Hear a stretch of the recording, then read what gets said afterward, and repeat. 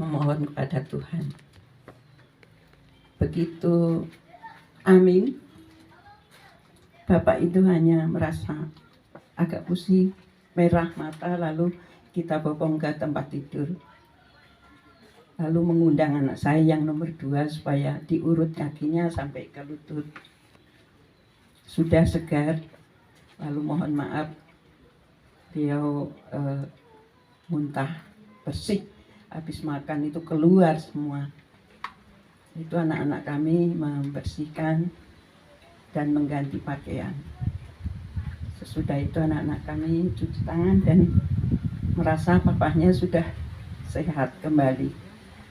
Lalu tinggal berdua sama kami. Lalu bapak itu bicara kepada kami sambil merangkul kami kuat tenaga.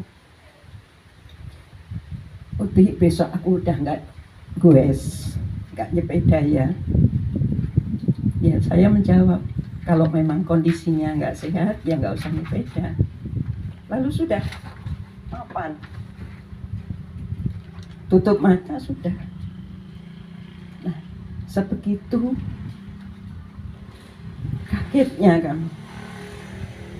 Dan kami juga tidak, saya utamanya tidak percaya kalau bapak itu meninggal.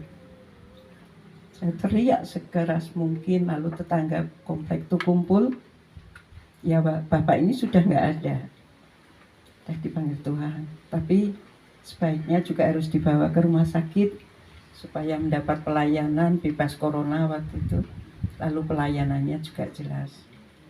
Saya membawa ke rumah sakit, sama sekali tidak ada perasaan kalau bapak itu sudah meninggal.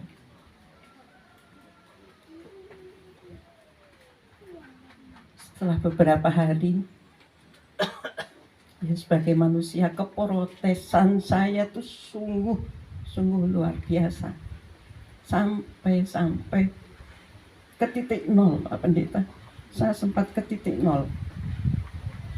Pergumulan kami beberapa bulan tuh. Nah, tapi setelah saya sadar, Tuhan memberkati, memberikan kekuatan. Kenapa saya masih harus berontak? Kenapa saya harus masih protes ya Tuhan? Begitu indah Tuhan memanggil suami saya. Kenapa saya masih harus memberontak kepadamu? Itu yang ada di dalam hati kami.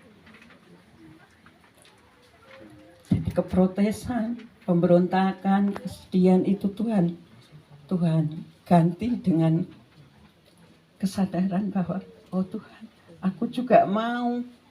Tuhan panggil dengan cara yang seperti itu Tuhan. Begitu indah, begitu tidak menyakitkan, dan begitu siapnya hambamu ini kau panggil. Betapa mempersiapkan diri itu kira-kira dua minggu Bapak Ibu. Mempersiapkan diri, Uti kita pulang yuk. Nanti September, ya kalau situasinya baik kita pulang. Ngajak belanja Bapak Ibu, persiapan untuk pulang. Sudah itu juga mempersiapkan anak-anaknya. Anaknya itu didatangi, diajak berdoa. Gimana usahamu, gimana ini. Pulang dari tempat Bimo itu, ada apa kok penting banget kan mengganggu cucu online jam gini. Enggak, sebentar aja kok.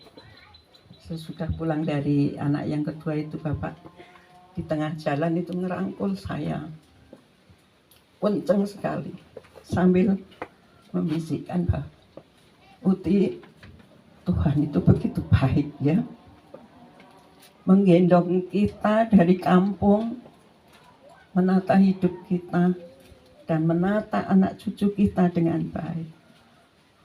Makanya Uti nggak boleh berhenti ya untuk berbuat baik. Itu pesan yang terakhir yang saya terima. Namun saya itu, kenapa saya kok begitu gak peka menerima apa yang telah dipesankan suami, itu tidak pernah menyentuh hati sanubari saya bahwa Bapak itu akan pergi untuk ke selama-lamanya. Sampai sekarang Bapak Ibu terpuji Tuhan atas doa, dukungan saudara Bapak Ibu.